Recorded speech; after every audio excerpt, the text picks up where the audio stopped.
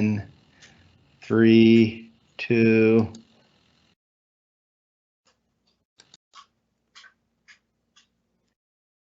Hi, everybody. Welcome to another in a series of OHSAA online local rules meetings. This evening's presenter is Trey Gaither III, a very good official in the professional ranks. Lots of college games he's done, lots of state tournaments in high school. Very active on the high school and college levels as well. So without further ado, learn how to do restarts and manage them from Trey Gaither. Thank you, Trey. Thank you, Don. Like Don mentioned, my name is Trey Gaither. I'm actually the third. I'm the third Bill on my dad's side of the family. That's where Trey comes from. I referee U.S. soccer. I referee college. I referee high school. Originally, I'm from Anchorage, Alaska. Many that worked with me, I've given you guys Alaska coins through the years. But I moved here 10 years ago with my wife, who's a local Buckeye, and I've been doing high school, federation, and college games ever since. Tonight's presentation is going to be regarding the restarts and how to manage them. I left my email and cell phone number at the bottom of the title slide. If you have any questions about anything or any situation that you either think you're going to encounter or you have encountered, feel free to shoot me an email or send me a text. Soccer, it's a great game, and there's no way that everyone has seen everything. Everyone can always learn something new. And also with this presentation, there are going to be some things that you're probably going to wonder, like, how come Trey didn't cover that? Well, some of these topics, you probably could spend a whole evening session just talking about penalty kicks alone. And that's not the intent. The intent is to go through the restarts, how to manage them, give you some things to think about as far as managing styles, because my managing style may be different from yours. It's different from Don's, different from anyone else's. That's what makes us a referee. Shows our personality and being human. So with anything further, I'm going to go ahead and start the presentation. Why are restarts important? Well, we have to get them right. Incorrect restarts are serious breaches of the rules. Not so much with OHSAA, but in other levels of soccer, when a referee has an incorrect restart, that match usually can be protested. And many times in the situation, if the restart was incorrect, the protest would likely be upheld, which could result in possibly the game being replayed or going back to the point in the game where the incorrect restart was performed. They'll start the game from that point. And no one wants to deal with that because it looks bad on the referee. Teams got to incur the expense of coming back and playing the game again. No one's really happy when something like that happens. So it's important that we get the restarts right. How do we get them right? Well, this is straight from the preseason guide that everyone got in the mail. It said, read the rules, know the rules. I'm one of the many referees that are probably watching or doing this presentation that are going to be doing high school this year, that we referee high school, we referee college, we do U.S. soccer matches. Keep in mind, with high school, we're enforcing their rule book, the 2020-21 NHS soccer rules book. We're not refereeing with the IFAB laws of the game. We're not refereeing with the 2020-2021 NCAA soccer rules. We are strictly applying the rules in the NHS soccer rules book. The soccer restarts. A lot of the presentation is going to probably sound really redundant. You probably heard it since you took your first entry level referee course when you're a teenager or when you're an adult. So again, if it sounds redundant, again, we got to make sure we get this stuff right. The restarts, kickoff, we're all familiar with that. The throw in, goal kick, corner kick, dropped ball, indirect free kicks, direct free kicks, and the penalty kick. Just a little thing that, again, goes to the different rule books. Kickoff, how it's spelled in the high school rules is different. How it's spelled in the IFAB laws of the game. College and high school spell kickoff as one word. Laws of the game, put a dash between kick and the second word off. Again, we're refereeing with the high school rules. With the restarts, there's restarts that are based upon the ball leaving play, and there's other ones that the official, we're responsible for stopping play. Kickoffs, throw-ins, goal kicks, corner kicks. Those are restarts that are based off the ball leaving the play.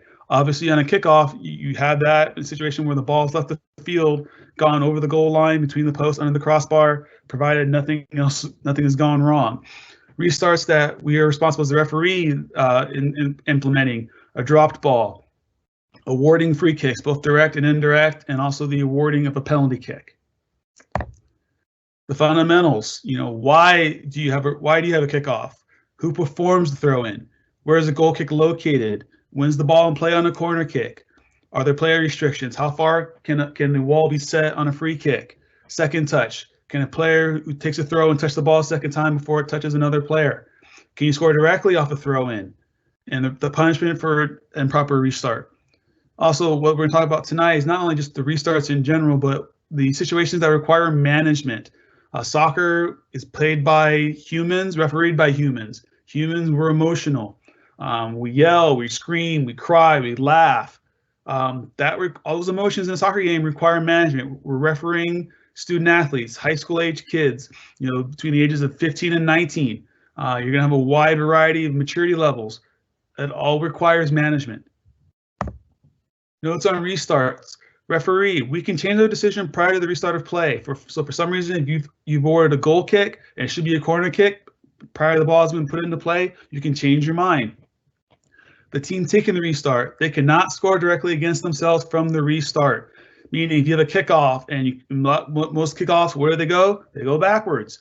Well, for some reason, if someone decided to put their leg into it and hit a ball all the way back to the goalkeeper off the kickoff, and the goalkeeper was falling asleep at the wheel, and the ball goes directly into the back of the net, it is not 1-0 for the opposing team. The result would be a corner kick.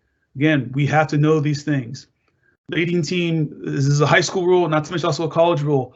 Leading team has substitution prior to the restart in the final 5 minutes of the second half or the fourth quarter. The clock shall be stopped. Unless, like we have in Ohio, we have the mercy rule. And referees, we must use our whistle for ceremony or restarts, whether it's a free kick. If we stop play for a throw-in and we have a substitution, we must use our whistle. We can't go, okay, go ahead and play. The reason why we do that is because maybe the players near us, they hear us say, play can continue, know that. But the goalkeeper, who might be 80 yards away, has no idea the play's gone on, and they might get caught napping. The whistle lets everyone, the players, the coaches, the spectators, people watching on TV, lets everyone know that play is now allowed to resume. The kickoff. It's the way we start the game, way we start after a goal's been scored. Again, referee, we use the whistle to signal the kickoff. Goals can be scored directly from the kickoff. Again, only against the opponent. You kick the ball into your own net off a kickoff, it results in a corner kick. All players shall be in their team's half of the field, except the player taking the kickoff. This has been a recent rule change that started with the IFAB laws of the game that has now proceeded into high school. The player taking the kickoff is allowed to be in the opponent's half of the field, but that's the only player. Players on the opposing team shall be at least 10 yards away from the ball. That's why we have that nice painted white circle that's 10-yard radius from the spot. Ball's in play when it's kicked and clearly moves in any direction. Those you've been refereeing a long time, it used to be the kickoff had to go forward. It could not go backwards. That has now been changed. Any improperly taken kickoff is a retake. How do you have an improper kickoff? One of the old ways on free kicks, people that would just step on the ball. The ball it didn't look like it actually moved, but they touched it. Well, that's not clearly moving. The ball has to clearly move. So if someone just steps on the ball and the ball doesn't clearly move, retake. The kicker may not play the ball a second time until it's been touched or played by another player. If that happens, indirect free kick. Varsity games, you're probably not going to have that, but JV games, you might have some players, this is their first soccer game in their entire life, and they do not know that if I kick the ball off, I can't touch it again until someone else touches or plays it. Again, that goes into the management. Kickoff situations that require management. A couple of clips that I have, they don't exactly cover all. Again, there's no way I can cover every single situation that could occur on a kickoff in a hour and 15-minute presentation. However, there are some things that can happen in a game, and I'm showing some of these clips that if you don't think these can happen in a high school game, you're setting yourself up for problems. Could this happen in a high school game, and how would you deal with it?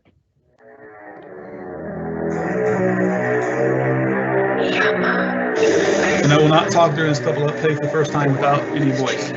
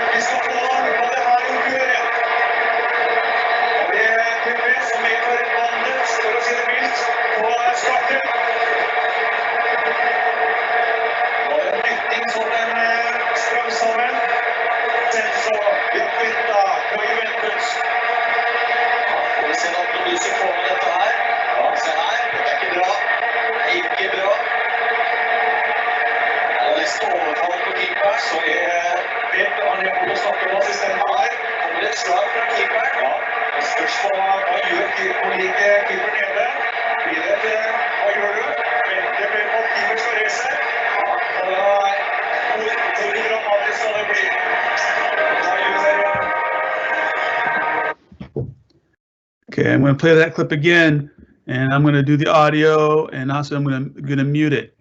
Okay, so with the clip, Italy was obviously down a goal or down 2 goals, and they scored to cut the lead or cut the deficit down to 1.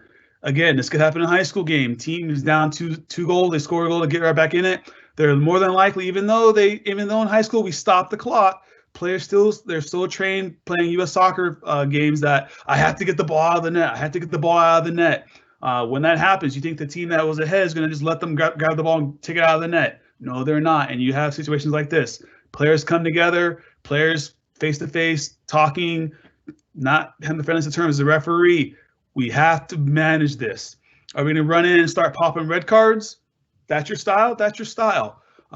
You want to go in, try to get there before you have the melee, like we have the two Italian players with the 1 goalkeeper. Here comes his teammate, get him off the goalkeeper. Referee, assistant referee. You know, what are we gonna do to get in? The referee's there. You see the AR coming in after. We got to manage this. We have a punch to the face. Who saw that? AR, did you see it? Referee, did you see it? How are we going to handle this? We have to manage this. If we don't manage this, the game's going to go down pretty quickly. Again, tools, personality, using your whistle, blowing your whistle, running in the spot, yelling players, hey, I got it. Everyone chill out. Again, let everyone know you're coming. Let everyone know you're there. Prevent something from that from happening.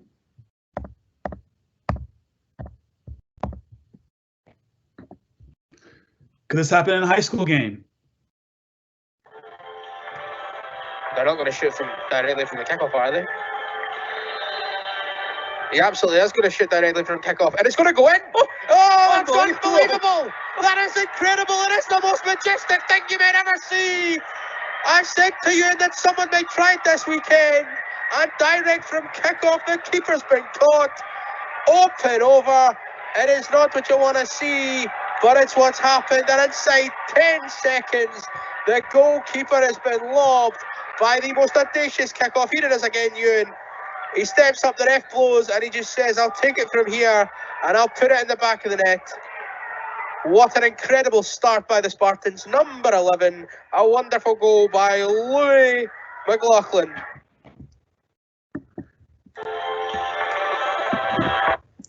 All right, I'm going to pause. I'm going to play the clip again with with the audio muted. Again, these are, as I recall, these are under 14, which we'd call under 14 over here in the United States. These kids are under the age of 14. So that kid is about to strike a ball 60 to 70 yards over the goalkeeper in the back of the net. This can happen in a high school game. How are you going to manage that? Are you going to be busy looking at the ball and watching it fly through the air into the back of the net?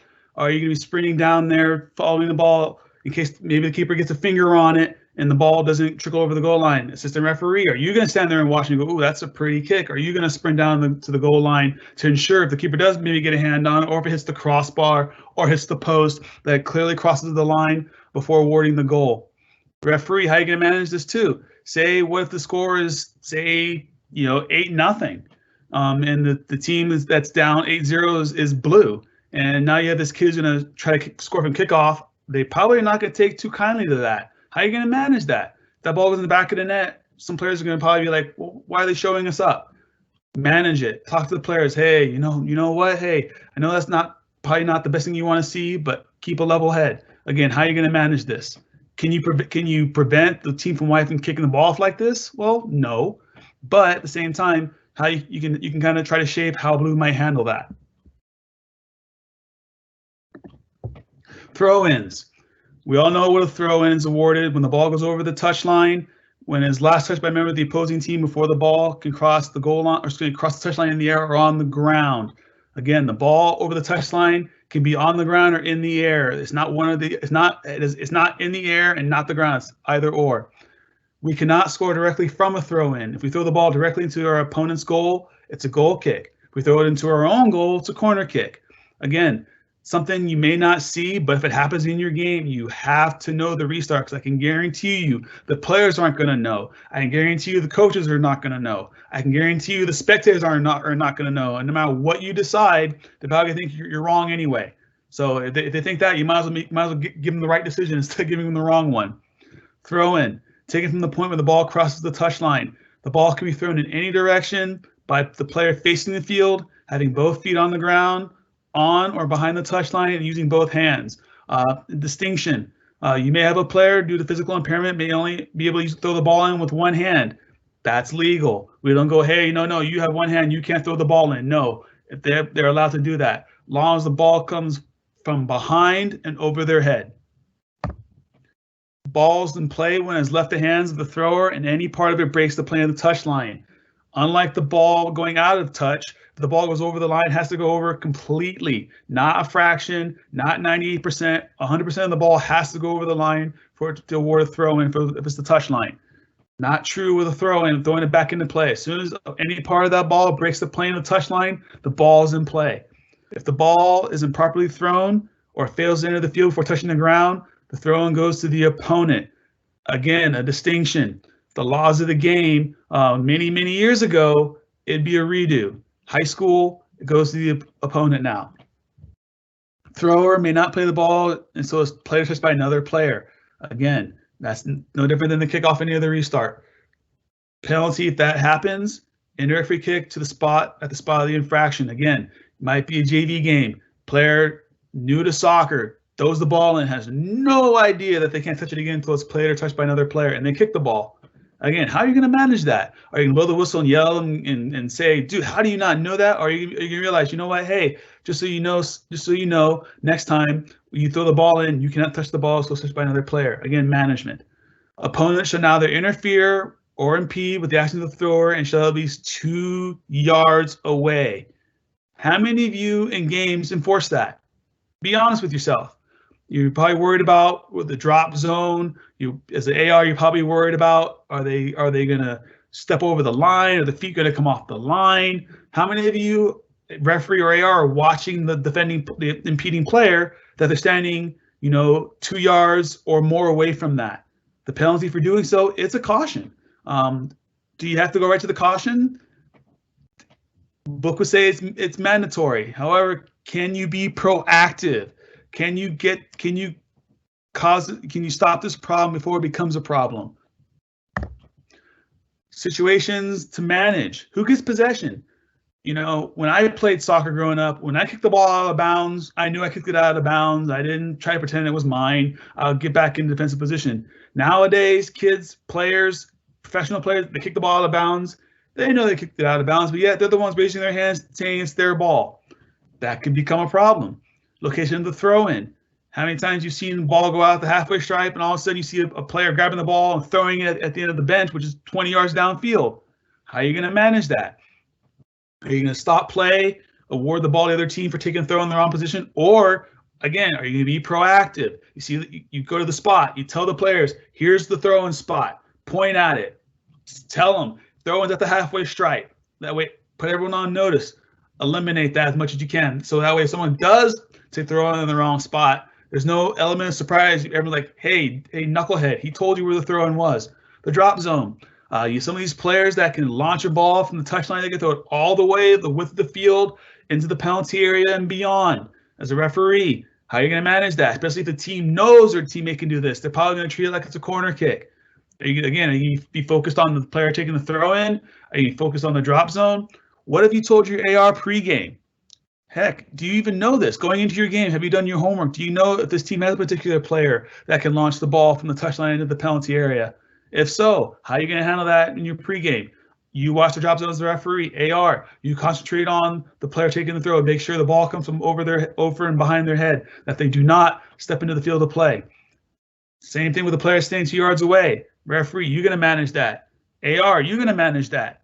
Fourth official, if you have one, are you going to manage that? Delaying the restart. Don't think teams do this? Of course they do. Dissent. What if they think the ball is theirs? Are they going to say some kind words to let you know that they disagree with your decision? Maybe, maybe not. How are you going to handle any dissent that you might get? Are you going to go right to the cards? Are you going to try to be approachable, be human? Here's some clips regarding throw-ins, and I'm going to play through the clips, each one. No commentary from me. Let you hear what's going on, and I will play it again a second time and give some commentary. So, first clip.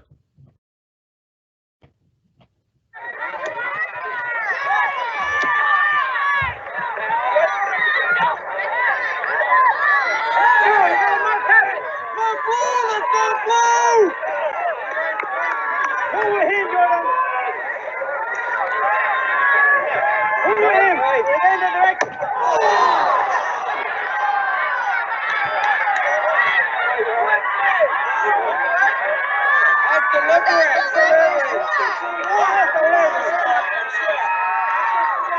not right. You know how to stop the ball?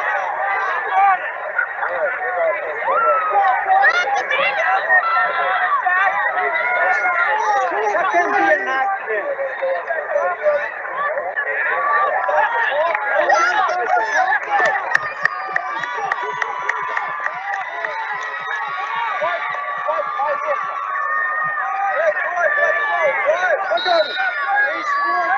Put your hands in your head, in your face. Put your hands in your face.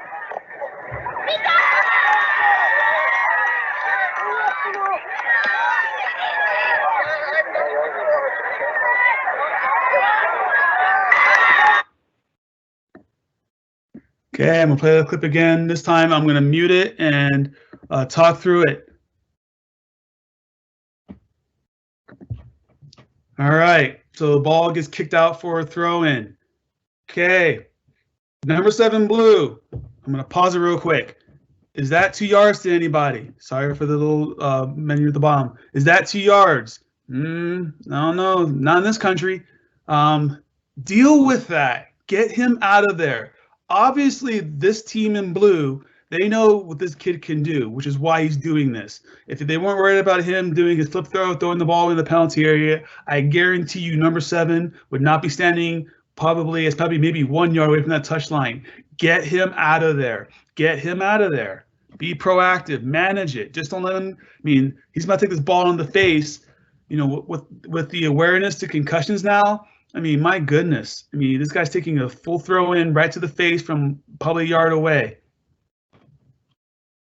Now, okay, how are we going to do with number 16 Wyatt threw the ball into his face?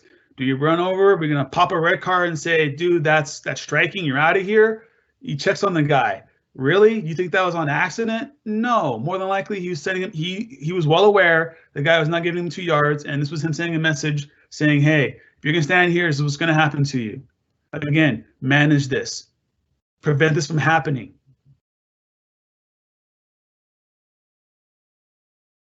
And with today's awareness on concussions, how is this kid still in the game? Another management situation. He just took a ball to the face. He's obviously not okay.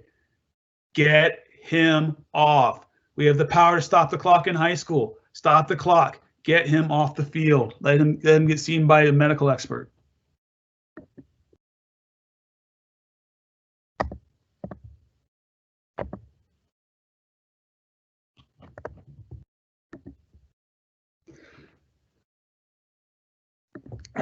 Sorry, I'm going to pause it real quick before I begin this one. This is from a college game. So I like to have clips from both the men's game and the women's game. You don't think women do this kind of thing? Ha, watch the clip.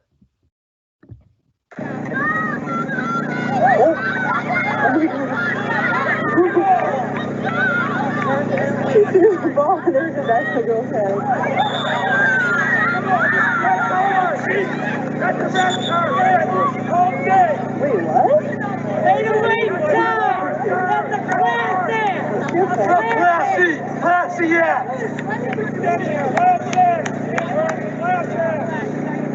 That's a classic, boy.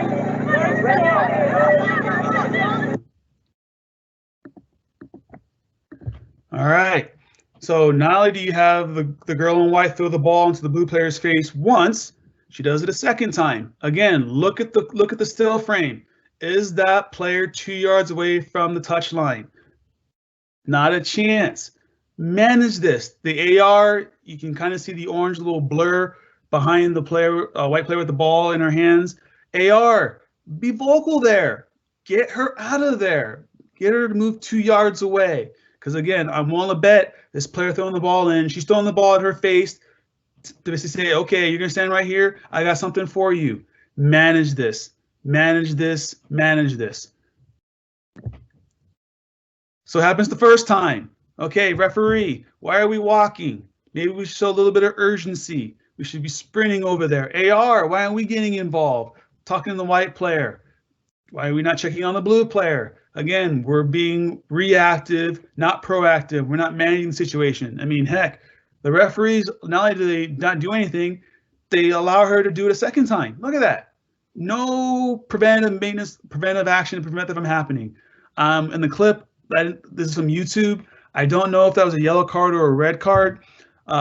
Judging on the player's body language, I'd say that was not a yellow because she's looking like she's 27 is coming off the field. She's just basically getting back into defensive position.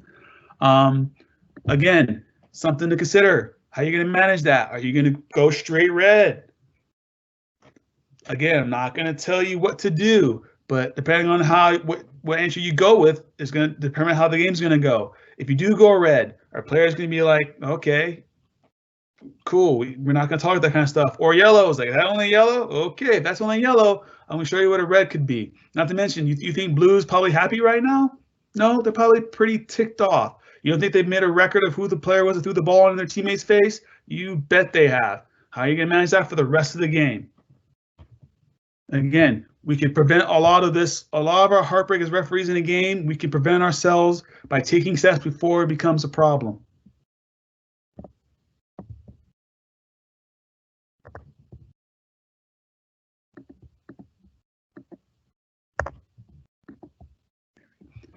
Are you going to allow this in your game?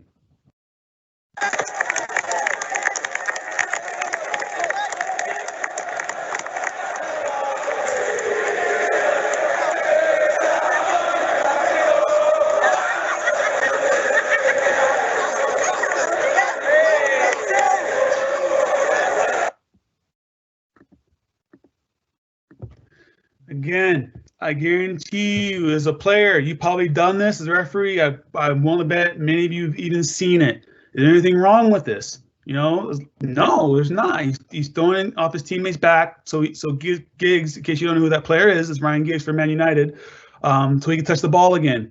Again, note the referee in the clip.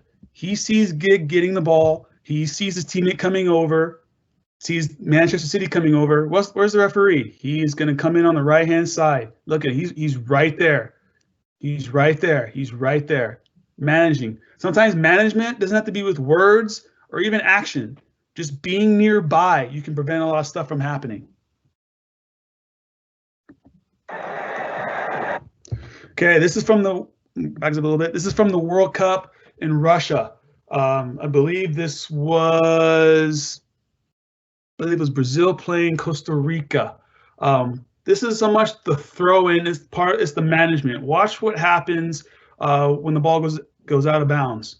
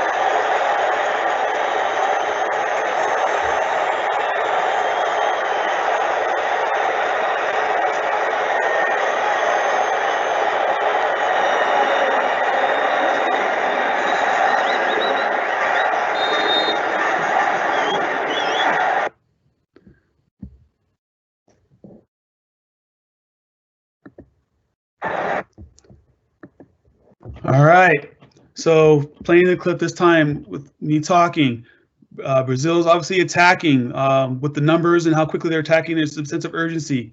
They're looking to obviously score a goal. Ball is going to end up going out of play off a Costa Rican defender, and Brazil is going to want to get the ball in quickly, the throw in and quickly attack. Well, Costa Rica sees that. I'm going to, oh gosh, my ribs are broken. Brazil not happy with it. Referee, boom, yellow card for dissent. Number 11, U.S. got something to say. Here's your yellow card for dissent as well.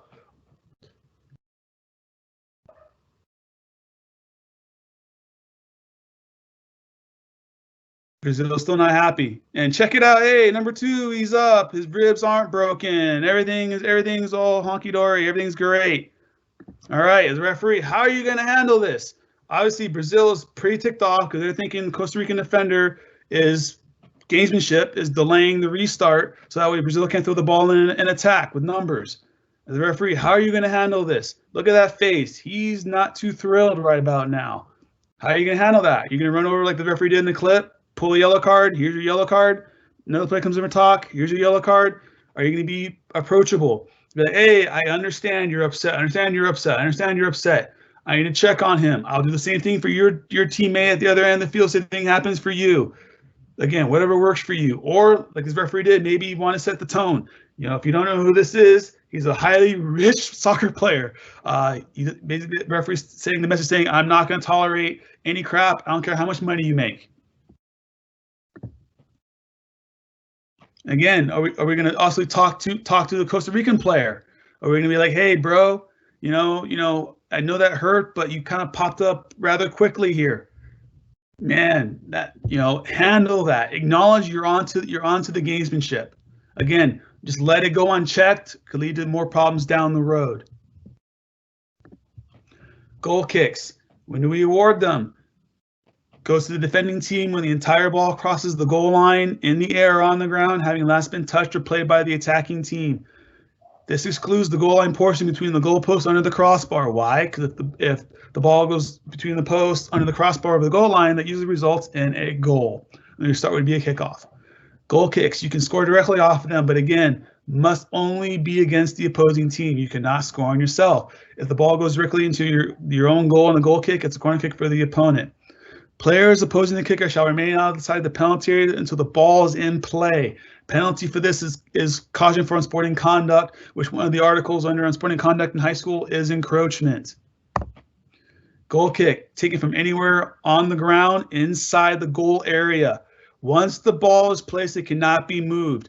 I don't know how many of you maybe done your U8s and U10s and U11s, but a common tactic you'll see is they'll put the ball down, and just as they get ready to kick it, oh, psych, they pick the ball up and they run to the other end of the goal area and put the ball down. High school, no, not allowed. Deal with it. Ball's down. You see a player running to pick it up, run over, whistle, whatever it takes. No, stop it, kill it. Don't let it be a problem. Ball's in play when it's kicked and moves. The ball no longer has to leave the penalty area. Ding, ding, ding, ding, ding. Rule change. Rule change that's also in the IFAB laws of the game. The ball's in play when it's kicked and moves. It no longer has to leave the penalty area. And properly taking goal kicks. Same thing like a kickoff. If you just step on the ball and it doesn't clearly move, then it's a retake. After the goal kick is properly taken, the ball may be played by any player except the kicker. And if the kicker plays it a second time before it's touched by another player, indirect free kick awarded the opponent to the spot of the foul. Geez, what could the possible problems be with the situation? Opposing team players not leaving the penalty area. Imagine that. Or entering the penalty area early. Imagine that. How about a situation where the opposing team players do not have time to leave the penalty area? Say the goalkeeper wants to take a quick goal kick and wants to get down the field, and the opposing players do not have time to leave the penalty area. Are they allowed to go after the ball? Oh, I don't know how many of you have done your online state rules meetings, but our chief in command, Don, has already covered that, saying play continues. You assume that risk by causing that action. Trickery. I have a clip. You don't think a high school player may try this?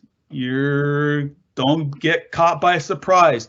One of the worst things as a referee is to be caught by surprise, not be expecting the unexpected. And again, not knowing the restarts. If you know your restarts and something that's tricky happens, you will know how to handle that. First clip. All right, I'm going to play that clip again. This time with mute.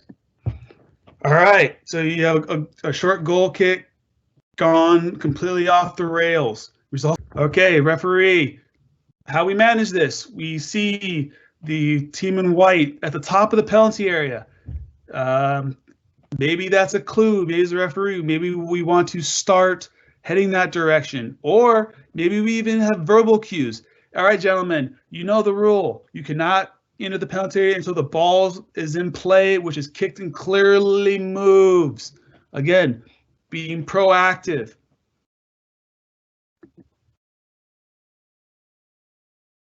All right, Now we have a problem. Keeper's getting played the ball after the defenders got put under pressure. Attacker coming in from the keeper's left. Keeper has no idea that player is probably even there. As a referee, what could we possibly have? If you're not probably thinking about it, probably might have a dog so opportunity. Well, again, the keeper's going to make a meal as we know how it turns out. But what if the keeper, for some reason, lets the ball roll across his body, rolls right to the attacking player, and the keeper decides to foul that attacking player? Is it a dog so? Is it a dog so PK? Whereas if you deem the keeper was trying to play the ball, it's just a caution and a PK, or is the keeper not attempting to play the ball and you have a PK and a red card, serious foul play? Again, manage this. Do you think the referee's a little too far away to manage this? Depends on who you ask. I would more likely, I probably would have been closer. I probably, when I saw those 3 players at the top of the penalty area, I may have gotten closer to that way too, anticipating something maybe being here and something going wrong. Again, the referee, no one expected this to go wrong like it has.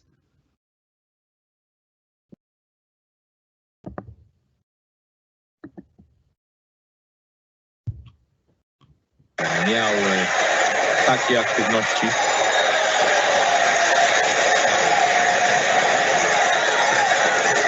Benfica ożywił. Pretty tricky, huh? All right, replay it again. No, this time I'm going to talk. Keeper flicks it up. Defender heads it back. Keeper catches it, and away we go. The referee seemed to mind? Not at all. Is this legal for high school? Well, I asked Mr. Don. The answer is yes. Was the ball kicked, clearly moved? Absolutely. Was the ball headed back to the goalkeeper? Was it batted with the hand? No, it was not. It was with the head. That's also legal. Keeper caught the ball because technically, if it's not a pass back, can the keeper use their hands? Yes. So check, check, check. Nothing wrong here. Play continues. You think a kid in high school might try that? Be prepared. Corner kick, Rule 17. This is awarded for when the ball goes over the goal line, whether in the air, or on the ground, when the entire ball has gone over the goal line, when it hasn't been last touched or played by the defending team. Again, excluding the goal line between the goal post and under the crossbar. Goal may be scored directly, but only against the opposing team. If for some odd reason a player taking a corner kick decides they're going to kick the ball 110 yards the other direction and it goes directly into the other team's goal, again, I can guarantee you the player who kicked the ball is not going to have any idea. The opponents are going to think that they scored, so they're going to be celebrating like they scored a goal. Coaches, everyone's going to be wondering, okay, what just happened and what's going to happen now? We have to know the restart. It's a corner kick for the opponent. It is not a goal. Players defending from the defending team shall remain 10 yards from the ball until the ball is kicked. It's a little tricky because where can the ball be played? The ball can be placed anywhere inside that quarter circle. So technically, 10 yards from the ball is 10 yards from the quarter circle. Penalty for not giving the 10 yards. Caution from sporting conduct under the article of encroachment. Already mentioned this. Corner kick can be taken from the ground within the quarter circle. It is in play when it's kicked and clearly moves. When is the corner kick improperly taken? Again, someone were to step on the ball and it clearly does not move. That's a retake. After the corner kick has been properly taken, it may be played by any player except the kicker. Kicker has to wait for someone else to play or touch the ball. If kicker does not wait for that to happen, penalty is indirect free kick to the opponents at the spot of the foul. Situations that require management. Opposing players not 10 yards away. Even on football fields, even on fields where they have the little line outside the goal area, or sorry, outside the goal line that marks where that 10 yards is. Players still don't want to respect that. Deal with it. Are you going to leave that to your AR, or are you going to handle it as the referee? Players battling for position in the penalty area. Oh my goodness. This happens time and time again. Doesn't matter if it's the men's game. Doesn't matter if it's the women's game. Players are always battling for position. Trickery. There's going to be a couple clips I'm going to show you where the attacking team was switched on, the defending team was switched off, the referee team was switched on. Then there's going to be a second clip. Some of you might recognize it when you see it, where the attacking team was switched on, the defending team was switched off, and unfortunately, the referee crew was switched off and negated a good goal. If you need any more hints on what that is, if you're a big Manchester United fan, you're probably going to be like, "Dadgummit, Trey." So, first clip. I'm sorry, there is no audio on this clip. This is from the Men's World Cup. You have Uruguay and Portugal. You have the two number 3s matched up. You see them in the middle of your screen. Keep an eye on those two. Take a seat, buddy. Referee, how you gonna handle this?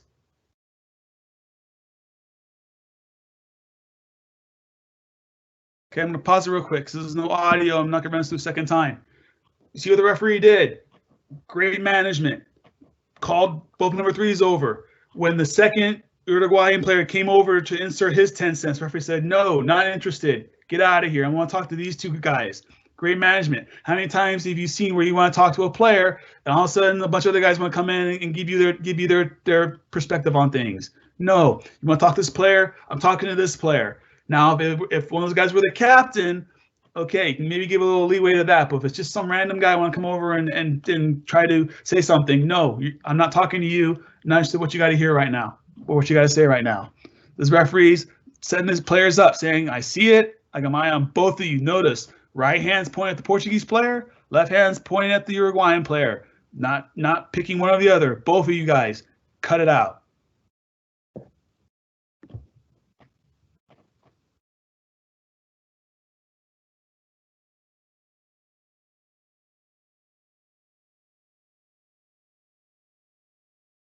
And play continues, and no other messy stuff going on. Again, here's another angle. Referee's being active. Look how close he is. He's easily within 10 yards of that. Getting an angle, keeping an eye, talking to the players. Oh, stop. Here we go. Stop it. I see that. Hold the corner kick. I'm going to talk to these two knuckleheads.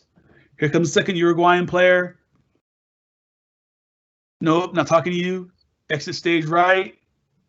I'm going to talk to these two number 3s. Great management. Everyone's set, ready to go. Whistle for the restart, and we're off. Good management.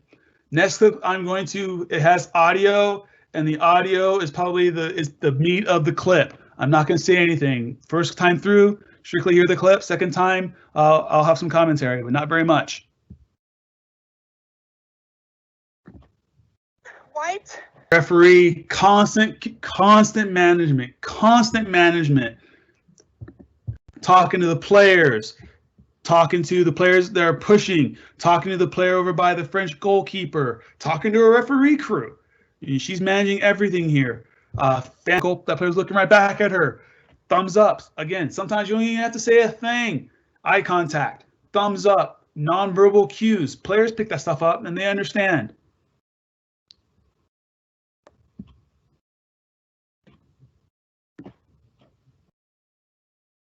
She's telling them, care. Tricks, right? Tonight, he's been here since he was 6. And he spotted that! They tore Barcelona epic! Brilliant thinking by Alexander Arnold! Clinical finish from Divock Origi! Liverpool ahead! Liverpool 4, Barcelona 0, 4-3 on aggregate, and that was so cheeky and so effective! What a goal! What a corner! It's all about Trent Alexander-Arnold, 20 years of age. Everybody switches off from him and Divock Origi. And what a finish from Origi, Flex. Scored that. All right. So I kind of already set this up. Attacking team, obviously they're switched on. Defending team, they're switched off. But guess who's also switched on? The referee crew. Everyone look at the AR. He's at attention. The referee, the little cyan turquoise kind of smear in the back. Everyone, they're ready. They're paying attention, seeing what's going down. They're not resting. They're doing their job. Again, management, presence. They're not saying a word, but look at their body language. They're managing the situation.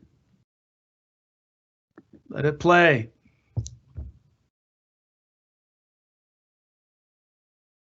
You think Barcelona's going to be probably a little bit embarrassed, a little bit upset?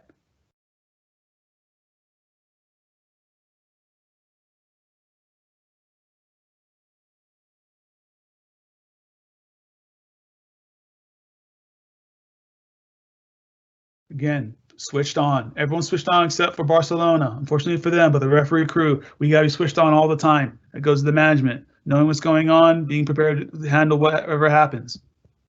Next clip. Man United fans, you might want to take a few seconds. You may want to take a deep breath.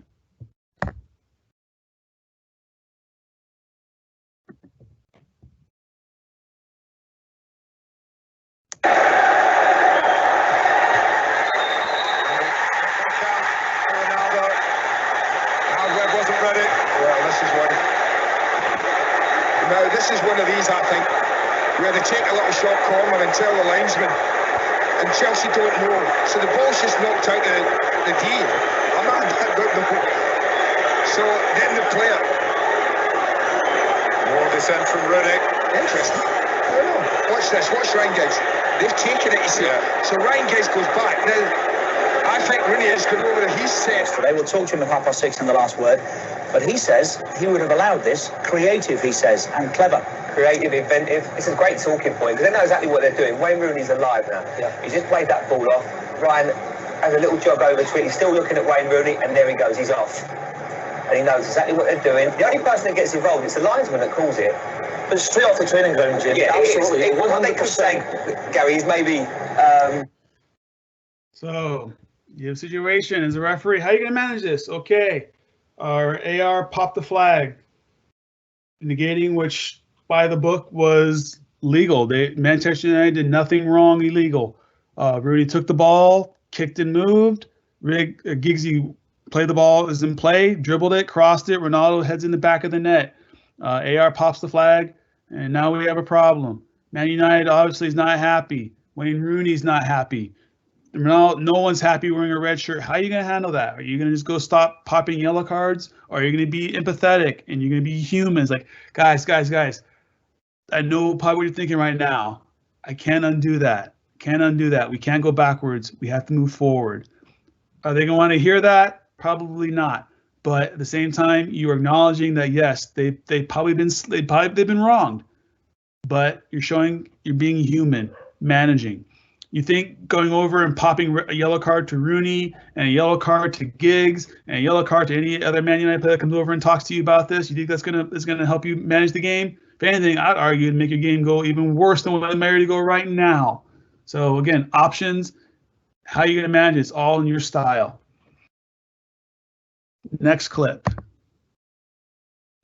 I should believe that might have been the last clip actually. Again, when Oops. Sorry. Yep. Onto the drop ball. This is probably one of the big meats of the rule change this year, not just in high school, but also with the IFAB laws of the game. Rule 9-2-1. Games you start with a drop ball when it goes out of bounds by two opponents simultaneously. I've been refereeing a long time. Never seen it. If you've seen it, you got a clip of it, send it to me because I've never seen it. Ball becomes deflated. Temporary suspension of play, an injury, unusual situation.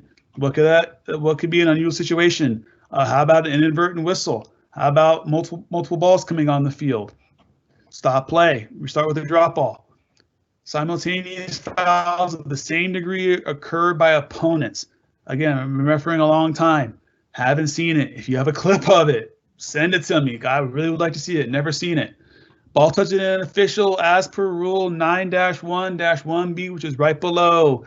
Ding, the big meat of the whole rule change. Ball's out of play when the ball touches an official and remains on the field and starts a promising attack for either team. Doesn't have to be the team that had possession or lost possession. Either one starts a promising attack. If the ball goes directly into the goal or possession changes. One of those three things happen if the ball touches an official that's on the field and the ball remains on the field. Stop play, drop ball. Ball is dropped to the location where it became dead unless it's within the goal area. All right, if the ball goes out of bounds by two opponents simultaneously, you will drop the ball 5 yards inside the boundary. I know it's in the rules. Personal choice, I'd rather pick a direction and just get a throw in and move on with it than to say, you know what, it went off both teams at the same time. I'm going to drop the ball 5 yards inside the boundary. If anything, you're going to give the ball, because now with the new rule change, next bullet below, after the ball dropped from waist to the ground, to one player. You know, you want to talk about making people angry. Say the ball, goes out of bounds for throw, and you say, yeah, okay, went off both teams at the same time, but now I'm going to give the ball to one team who last possessed the ball last, who essentially may be the one that kicked the ball out of bounds in the first place. You think people are going to be happy with that? Probably not. But again, it's in the rules. I'm covering it, but again, we talk about the unwritten rule or law. Law 18, Rule 18. What's it called? Common sense.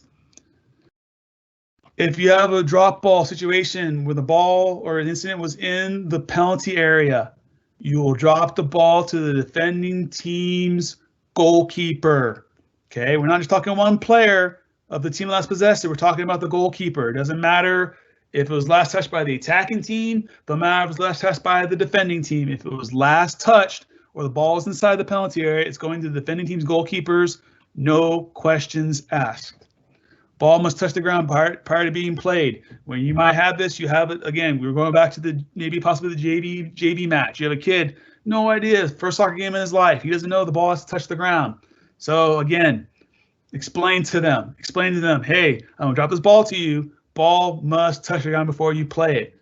Is there a penalty for second touch? No. Player can take the ball, they can dribble it, they can kick it, they can juggle it. As long as the ball hits the ground, game on.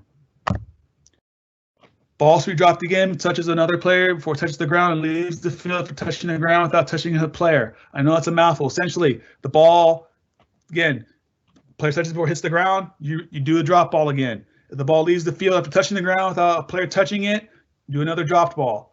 The drop ball enters the goal without touching at least two players. If that happens and goes into the opponent's goal, goal kick. Goes into the team of possession, the own goal, it's corner kick.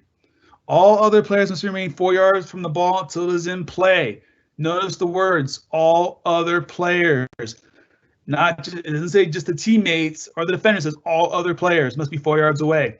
When you have a drop ball to the defending team's goalkeeper, the opposing team players, not only do they must be 4 yards away, they have an added rule that they must be outside the penalty area till the ball is in play. Penalty for doing so, for not respecting the distance, caution and sporting conduct, article, encroachment. Situations that require a drop ball. Players and coaches not understanding the rule. I can guarantee you there's going to be people that they're not going to know the rule, or they're going to act like they know the rule and they really don't. Unfortunately, with the COVID this past spring and summer, if you've been lucky enough to get to do an actual soccer game outside, lucky you. But many of us probably have not done any kind of soccer match since either summer or last fall with high school and college. So this could be the first time many of these players and coaches and even officials are going to be enforcing this rule in a live game situation. We have to know the restarts. Dropping the ball to the goalkeeper in the penalty area. Can they pick it up? Do they take it with their feet? They can pick it up. Players not at least 4 yards away. You're going to see some clips where players are going to obviously huff and puff. Is it a great thing? Not us to decide. That's the rule. We tell them it is what it is. Do we agree with it? Personal decision, but the rule is 4 yards away. You must be 4 yards away. Players not outside the penalty area, at least 4 yards away. You have defenders like, hey, wait a minute. His teammate's 4 yards. Why do I gotta go outside the penalty area? Why? Because you're on the defending team. You must be the opposing team. You must be 4 yards at least and outside the penalty area. And I'm quite sure again, like I mentioned in the beginning of the presentation, am I going to cover every possible situation that could require management? No, but here are a couple that to consider. Clip. Has a referee scored a goal? This is from the Netherlands. Poor chat.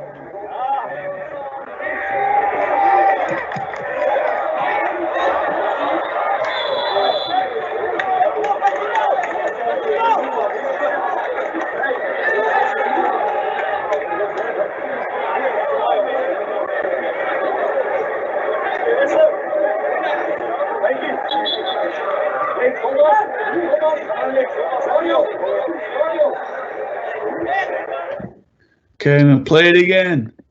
Time mute it.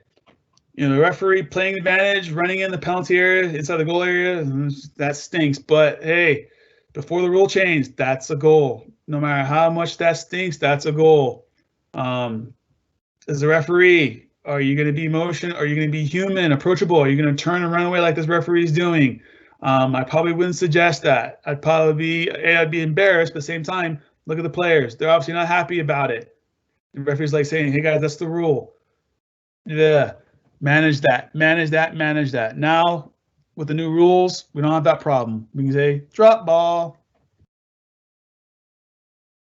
Next clip. Let's get ourselves a little bit of a reprieve here. That's what Zach Steffen's going to do now.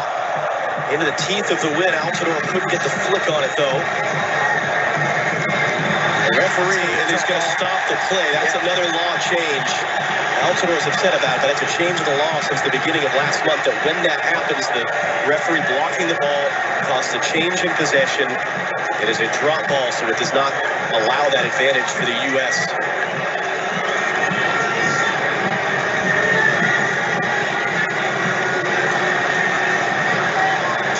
With the politicking from the U.S. trying to say that Carlos Salcedo should go backwards with this one, and they're just going to pick up where they left off. All right, I'm gonna play it again without the audio.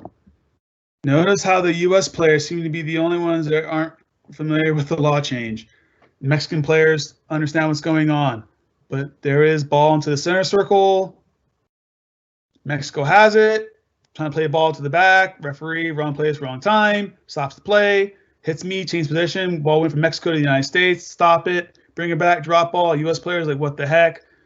I guarantee you're gonna have players in your games are gonna do the same thing. Then you'll be like, ref, what are you doing? What are you doing? What are you doing? You crazy? What? You gotta explain to me, hey guys, rule change. If it hits me, stays on the field and changes possession, it's a drop ball to the team that had possession. And notice how the referee's back in the U.S. player away, gotta be at least 4 yards at least away, and away we go, play continues. Again, I guarantee you're going to have players and coaches are not going to know, not going to understand, and you're going to have to manage the situation. How are you going to manage it? Are you going to let them talk to you, or are you basically going to let them just no, you got to manage it. Hey, guys, I understand. You might be confused. Maybe you hadn't heard the rule changed. Deal with it. Just don't ignore it. Women's World Cup. That she uses with her foot. Easy. Unusual situation. Ball on the field. This players not just being new to players and new to coaches and new to spectators.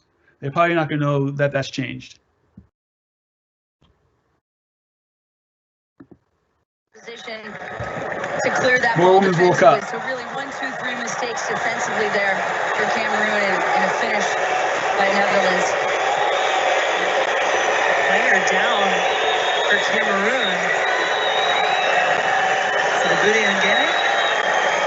Let's see. Did not see what happened to her. Believe that is who it is, and she is not moving at all. Now, we saw the Netherlands stopped in a similar-looking attack in the first half when Abudi Ngene was down. Now, as the ball goes out of bounds, our referee will go over and take a look.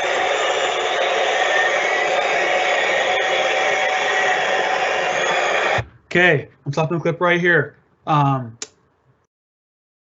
not sure if you read the referee's body language telling her to relax. If you're the Cameroon player right now, would you be relaxed? Your teammate just went down and was down on her face, and we're allowing play to go on. If you see the Netherlands, they played the ball backwards. They were anticipating the referee was going to stop the game. One situation where if Cameroon is expecting you to stop it, and the other team, in this case, the Netherlands, are expecting you to stop it, stop the game. What's the harm? It's a drop ball to the Netherlands. No harm, no foul. Stop the game. Get medical treatment onto that player. Don't let the player just sit there face down on the grass and play continues. Manage this, because I guarantee you, Cameroon, they're livid.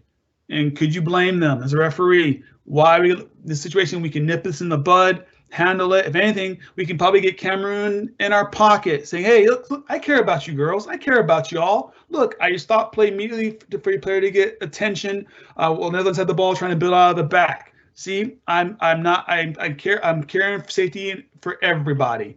Again, management, your style, or you can let this, like this referee, let play continue, and we'll do it again. Let play continue, and the player is to clear that ball defensively. Mute it, but there she is, 50-27, 3 seconds, 5 seconds. 10 seconds. She's still face down. Why are we playing? Cameroon's not happy. Going on 20 seconds. So when Cameroon does get possession of this ball, watch the authority she blasts this ball out of bounds with. That's not a happy. And look back at the referee. That's not a happy player right there. And that's not a happy player either. Confusing the referee, like she's telling her to relax. Well, the player's like, come on, show our players some respect. All right. Again, manage the situation. Manage the situation.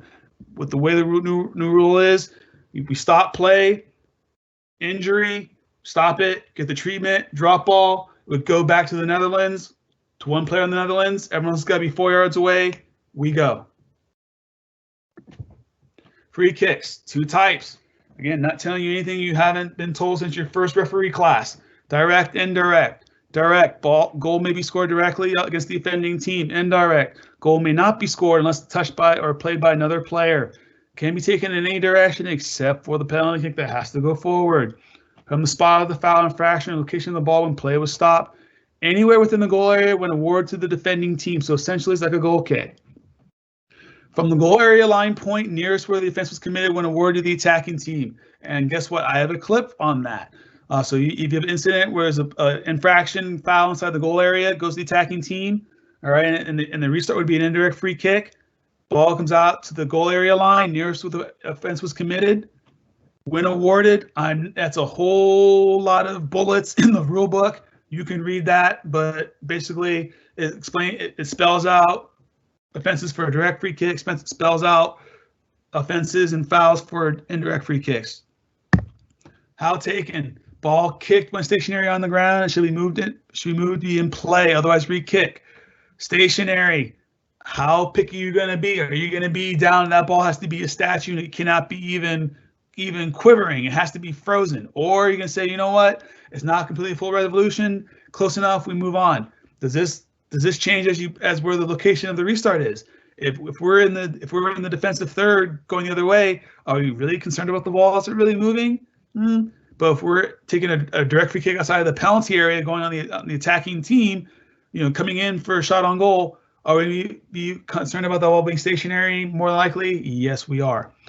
Ball no longer has to leave the penalty area like the goal kick. So if the defending team has the ball in their penalty area, free kick, they kick the ball, kick and move. We're live. The ball no longer has to leave the penalty area. Kicker may not play the ball until it's touched by another player. Same thing as anything else. Indirect free kick to the opponents if that happens. Players opposing kicker should be at least 10 yards away until kicked, unless they're standing within their goal area line. Their goal line, between the goal post. Essentially, they're on the goal. You can't move a wall if the free kick's on top is on the goal area line. You can't move a wall 10 yards. We should put them 4 yards off the field of the goal. Can't do that. You put them on the goal line. So instead of 10 yards, you get 6, like I said in the bullet, unless they're standing on their goal line between the goalposts. How taken? Free kick to the defending team in the penalty area. Players, not only do they have to be outside the penalty area, they have the additional requirement of 10 yards. So it's 10 yards plus outside the penalty area. Here's the rule change. When defending team has 3 or more players forming a wall, all attacking players must remain at least 1 yard from the wall till the ball is in play. This is like a 10-yard radius on a free kick. That 1 yard radius from that defensive wall is front, side, behind, 360 degrees. They must be 1 yard away from that wall. Penalty, caution for unsporting conduct. Another rule change. Referee, when we have an indirect free kick, we must raise our arms and keep it there until the ball touches another player, goes out of bounds. We cannot just put it up and drop it. We must keep it up till either the ball touches another player, again, or it goes out of bounds. If we as a referee fail to signal this way and the ball goes into the back of the net, it is a retake. That is not fair to the attacking team. They looked at you, your arm wasn't up, they thought it was a direct free kick in the back of the net. That's a us bad. So penalties, it's not really a penalty. The action is it's a retake. Penalty on us, the referee, for making that mistake. Arm goes up, stays up above your head, so the ball touches another player or goes out of bounds. Situations that require management. I have quite a bit of clips to go through here. Some of them I may go through twice. Some of them I may go through only once. Areas that require management, free kick location. You call a free kick at the top of the penalty area. You think players are going to be like, oh yeah, good call, ref. Defending players, not so much. Gamesmanship. Oh my goodness. Call a free kick. Players kind of, taking the time to get the ball. Player goes down, act like they got their leg chopped off. Gamesmanship, trying to milk you to give you that yellow or give that red card. Dissent. Players probably not going to agree with your decision necessarily. Encroachment, especially with the new rule change. Players are not going to be familiar with this 1 yard around the wall business. Benefit of high school is most of our games are going to be on football field. What do football fields have? They have lines. They have yard marks. It should be easy to not only mark off the 10 yards on a football field, it should also be easy to mark off 1 yard around that wall. Whistle confusion. I have a clip from the Women's World Cup where there's a inadvertent with timing of the whistle and everyone's looking around like, okay, what's going on? Second caution, dog so. You think players on a dog so, you think they're going to be basically in your face asking for that red card? You better believe it. Others that you can think of, again, I don't have time to cover every possible situation in a free kick that require management. To the clips. This is why we have this rule. He went to ground very cheaply. I think there's a little coming together, but I don't think that anything's been swapped. Watch, here we go.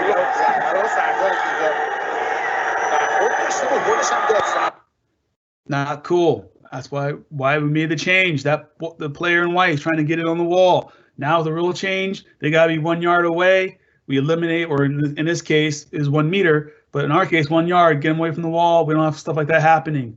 Second clip, you may have seen this on Don's state rules presentations from the Colombia England game in the World Cup. Again, why we now getting rid of players being into the wall. Actually, sorry, this actually plays better when I don't have it large sized.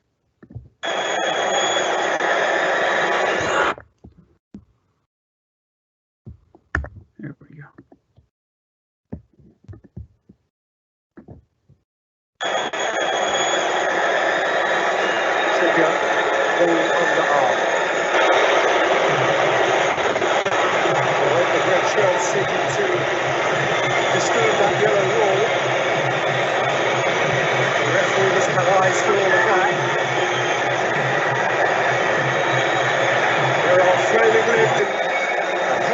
Somewhere.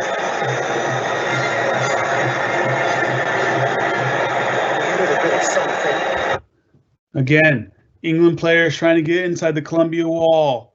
What good could happen from this? Not very much. Now they have to be 1 yard away. Next clip.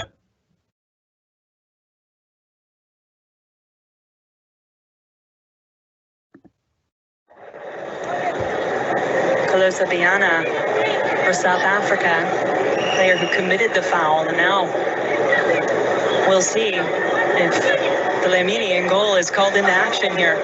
I certainly think she should be if Spain has its way. This is a pretty good spot to have a set piece, just slightly off center. You can see South Africa trying to set up that walls. And again, reminder that the offensive players are not allowed in that wall. They have to be, I believe it's 1 meter away from the wall. That's a new rule that has just come in as of June 1st. You can see why the Spanish players are not right lined up with the South African players. Has a strong left foot. Leon toward the goal, up and over.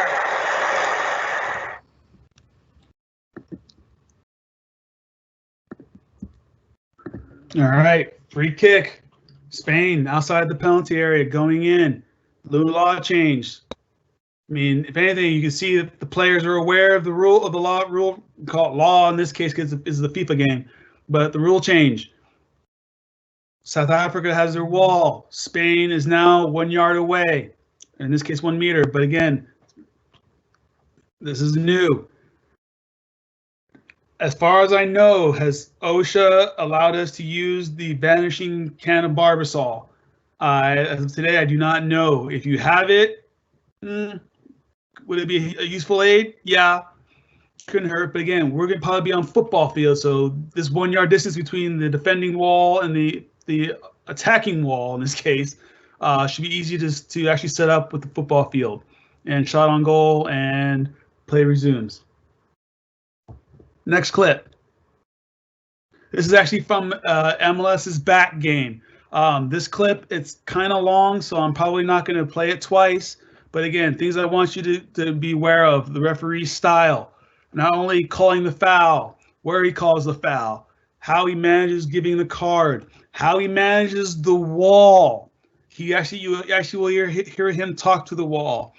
Thank you to Josh Bronstein who sent me this clip so I could use it in this presentation. Listen to the referee talk to the players in the wall and how he's managing it.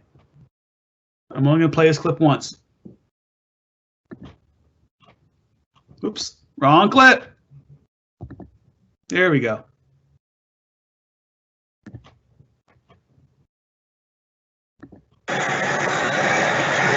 Chase. A little touch. Outside, Zuperich already on a yellow card. This one is given just outside the box. Great work from Pavone, rather. Yeah, great work from Pavone. Individual effort, which is what they're relying on tonight, the Galaxy. This past Zuperich, who's already a yellow card. This will be a second yellow. He's had a couple challenges throughout this. Sorry for I'm not sure why it has a 2-second hiccup, but it'll play through. Absolutely think that should be a yellow.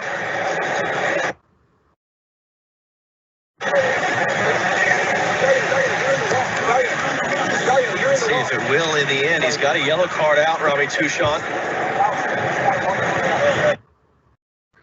All right, I'm going to pause it real quick here. Notice the referee, how cool and calm he is. He's not freaking out. He's obviously searching for the player that he knows he's going to give a yellow, and the player committing the foul knows he's committed his second yellow, and he's trying to hide. Referee's going to find him. Don't worry about that. But again, cool, calm. I'm in control. I'm managing the situation. I know what I'm doing. So I'm going to let it play from here. You're going to see he's going to give the second player his second yellow. He's off, but then he's going to manage the whole with the set piece with the wall, with not only the location of the free kick for the LA Galaxy, but then the setting of the wall of the Portland Timbers and the LA Galaxy players trying to get into the wall, but making sure that they're at least 1 yard away from the wall, or in this case, 1 meter. It's not even a question to me, considering the part of the field that you're in. And yeah, see you later. There he is. He's done. So Dario Zuperich, 28-year-old Croatian center back, sent off. Got the yellow on the handball that led to the first half penalty. And the Timbers will finish this game out down a man.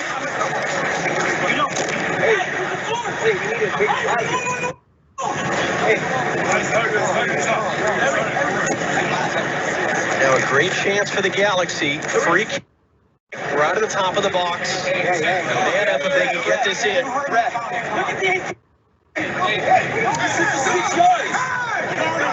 Hey, reset.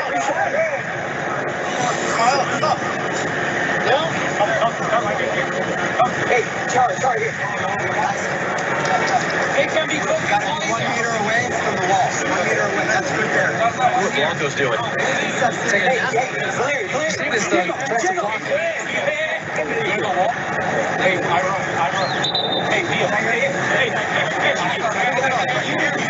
Pavone and Chicharito.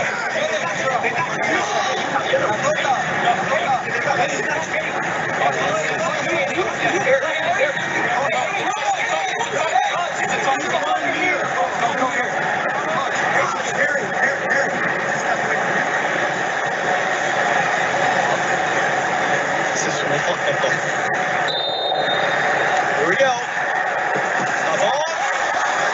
Blocked by his own teammate. Yeah, so after all that, we got the free kick into his own teammate. But anyway, do you hear the referee? guys got to be 1 meter away. Even for the free kick, he had the two other Galaxy players on the left side of the Portland wall. He had them, hey guys, slide over. He basically made them move over. Great management. He was setting everything up. You also had before, as he's moving the setting up the wall, you actually had the Portland player standing in front of the free kick, and that referee got that player out of there. So again, stuff that you're gonna have to manage in a free kick, getting players off the ball, managing the wall, set at 10 yards. Now you gotta set the attacking players a yard off the wall as well. Next clip. This is actually, if I remember correctly, this is from Women's World Cup, a situation where the referee did not get the player away from the ball. Correction. This is actually a DOGSO decision. Again, with this clip, I want you to watch the referee management. He knows everyone in the stadium is yelling for a red card. The fans, the players, the coaches. Watch his body language and how cool and calm and he talks to the player. He doesn't try to hide his decision from the player. He tells them, here's what I'm going to do. You may not agree with it, but here's what I'm going to do. So I'm going to play this clip only once as well. And I'll commentary at the end of it. Okay, we're not going to argue whether you think it's yellow or think it's a red. That's a topic for, I believe, I'm not sure if that's Robert Hope's or someone else's presentation on fouls and misconduct, but that is not the topic for today. We're talking about restarts and how to manage. This referee obviously calls the foul. He has, in his opinion, stop a promising attack, which is a caution. He does not have DOGSO. He explains that to the players. He knows the players are going to come or not going to be happy with it. They come to surround him. He says, relax. He puts his hand up, creates that barrier. Okay, don't come any closer. Tells them what he's got for a decision. You see, again, the players. Do they agree with it?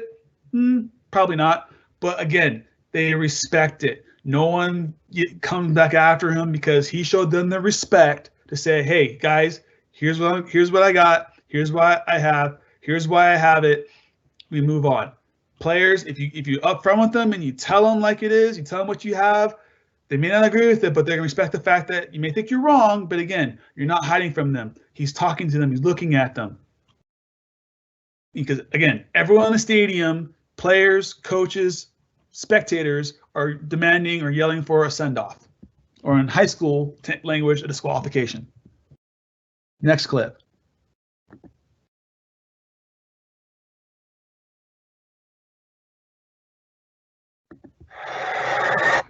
Sorry, set this up a little bit. Women's World Cup, England versus Sweden.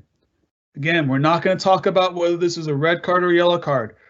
What we're going to talk about is the management of the referee. At the same time, we're also going to talk about something that I mentioned at the beginning of the presentation as far as restarts, as referees. We can change our minds before the restart occurs.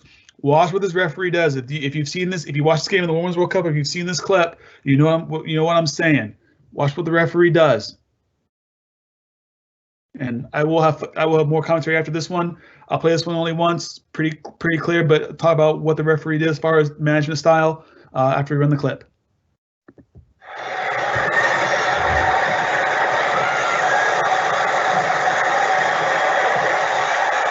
The takedown by Moore. Red came out of the pocket, got flashed back in.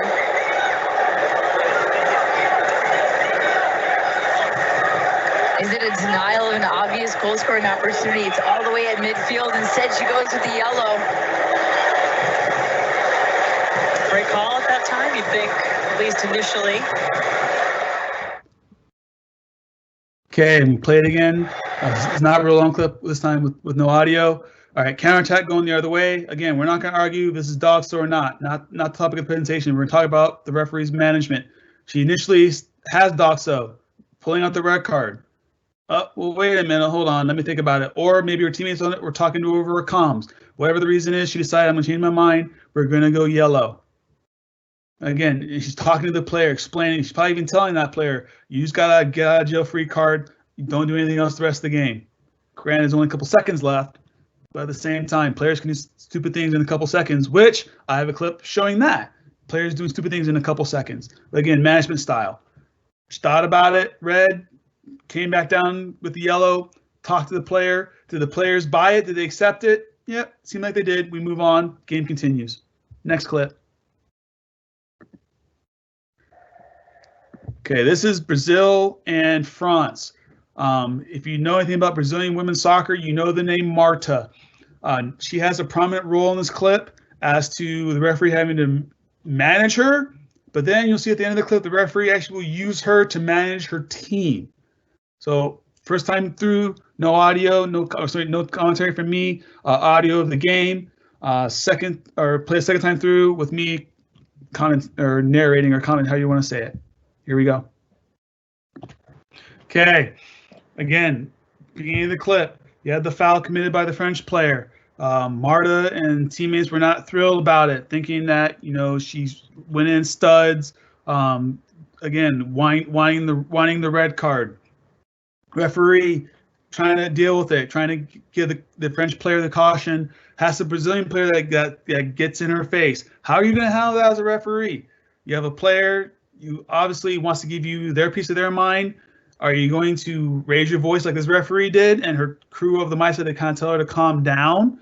Or are you going to be like, hey, relax, relax, relax? Or are you going to match her, I guess, her emotion, or his or her emotion? Things to think about. What could happen if you do decide to meet that player at their emotional range? Instead of trying to defuse, you end up inciting something. Management. So I'm going to play the clip again. 5.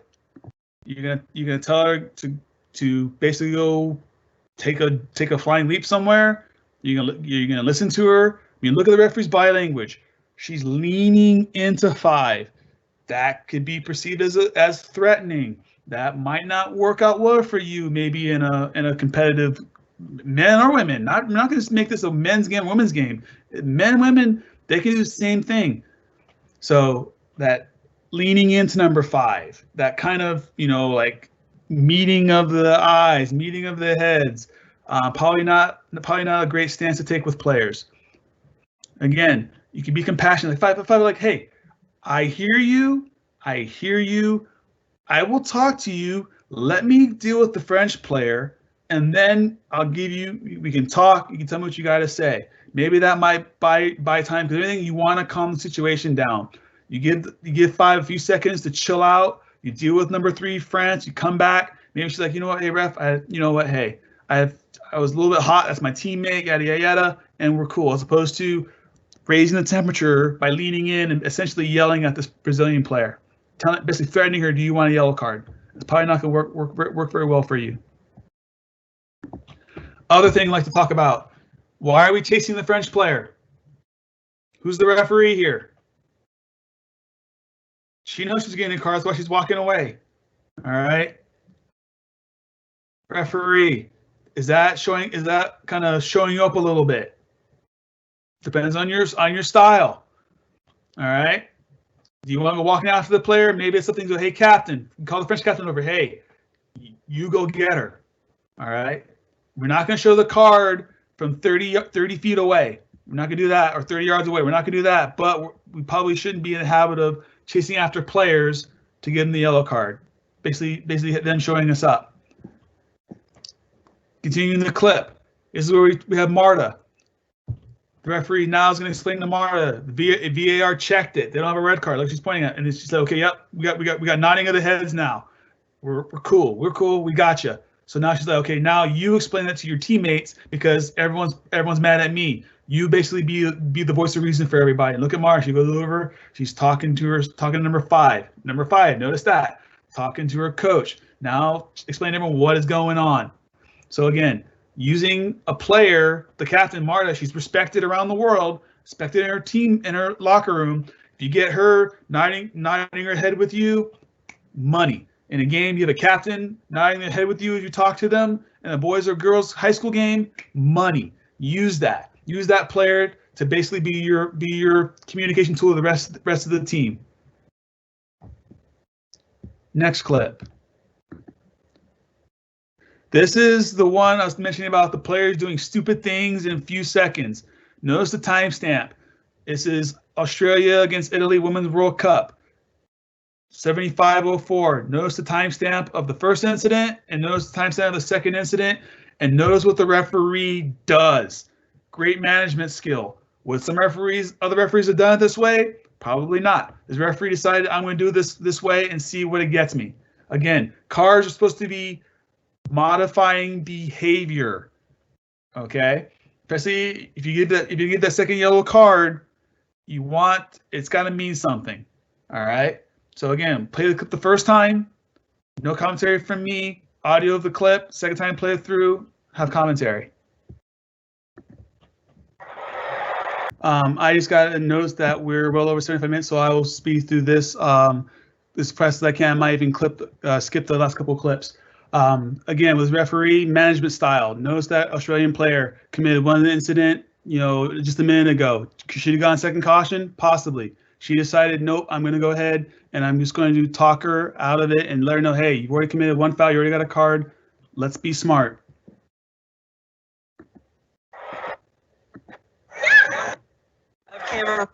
Okay. Moving on to penalty kick. All right. When we have a penalty kick, we award a foul, or we award it when we have a foul resulting in a direct free kick inside the defending team's penalty area. All kickers must be outside the penalty area, at least 10 yards from and behind the penalty mark, except for the kicker and the opposing goalkeeper. Goalkeeper, 1 foot on the line. Rule change. 1 foot on or in line with the goal line, facing kicker between goal posts and should not be touching the goal post, crossbar, net to the ball is kicked. Ball must be stationary from the spot or anywhere on the penalty mark. Picture of how it's supposed to look. Keeper on the goal line. Kicker ready to take the kick. Players, everyone else, outside the penalty area, outside the penalty arc, 10 yards away behind the penalty mark. Ball's in play when it moves forward. Kicker can use a stutter step, hesitation, as long as there's no stopping going forward. Kicker may not play the ball a second time, so it's been touched by another player. Violations, big table in the rule book. I am not going to cover that. Want to see that? It's in the rule book, Rule 14-4. After the kick has been taken properly, anyone may play the ball. Keeper touches the ball prior to passing the goalpost under the crossbar. Goal still counts. We extend play for the PK to be taken. If after time is expired, only kicker can play the ball and only once. And it ends once the ball has stopped moving or goes out of bounds or is touched by the kicker. If anything unusual happens during the taking of a penalty kick, causing suspension, whether it's a deflated ball, second ball on the field, if this occurs before the ball's player touches another player or before the ball hits the crossbar or goalpost, it's a retake. Situations require management. Dissent, you better believe it. Gamesmanship, you better believe it. Encroachment, you better believe it. Caution, disqualify. Trickery, all these things we got to consider. PK, referee, you don't think people care? Sorry, oops. I'm going to mute that. Sorry about that. The referee had called a PK against Man United against number 6, Jaap Stam, and they're not thrilled about it. How are you going to handle this? You going to let the players chase you off the field, chase you out of the stadium? Not suggested. If anything, you may want to go where you have support to your other AR, to your fourth official.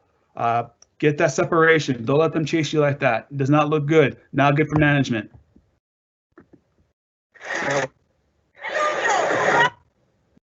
Okay, final clip I'm going to show from Australia, from the World Cup, Australia, Italy. We're going to have a PK. We're going to have a PK saved by the goalkeeper. The kicker then takes the rebound and scores the goal. I can guarantee you there's going to be players that have been playing soccer their entire lives that are not going to know that. They're going to think, oh, the kicker took the kick. They can't touch it again no matter what. Well, no. That's only if it touches the crossbar, post. But if it touches another player, the kicker can touch the ball again. So I'm going to play the clip one time with the audio, but just setting up the clip. It's pretty exceptional. So there you have it. Keeper makes the save. The Australian penalty kick taker realizes that, puts the ball in the back of the net. No problem with the goal. Thank you for watching the presentation. Again, feel free to contact me at the bottom if you have any questions about anything. One thing I would like to add, one of the clips I did not show was from the USA Panama Gold Cup game. Be real careful when you set free kicks, especially in front of the penalty area, about turning your back to the players with the ball. In that clip, if you email me, I'll send it to you. Josie Altidore moves the ball back from the spot, essentially creating more space for him to hit the ball up over the wall. Again, is that fair to the defending team? No, it is not. So be real careful about turning your back to the players, especially with that spray. Use the spray or run a football field with lines. Make a mental note. Ball's on the 23-yard line, not the 20, not the 25, not the 18, the 23. So again, thank you for watching. Good luck this season and stay safe. Thank you very much. Thank you very much, Trey. This presentation will remain on the OHSAA website for about a week. After it's taken down, within 4 days of being taken down, you will receive local meeting rules credit for watching it. Thank you, everyone. Good night.